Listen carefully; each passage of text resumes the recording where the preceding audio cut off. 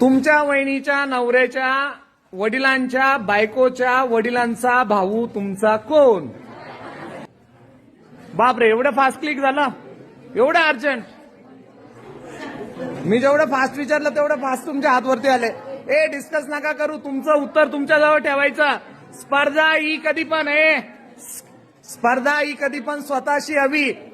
आणि तुम्ही एफर्ट करून तुमच्या मेंदूचा वापर केला ना दुसऱ्याला त्याच वेळेस, ऐकू येत आहे का, डिस्कस करायचं नाही, दुसऱ्याला फुकटामध्ये काहीच द्यायचं नाही.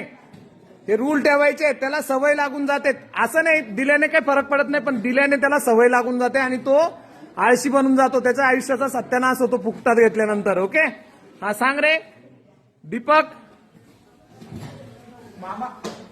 मामा. अजून याच्या व्यतिरिक्त कोणाचं काय आन्सर आहे? हा तू सांग बरं शेळके. काका. याच्या व्यतिरिक्त कोणाचं काय आन्सर आहे आणखी?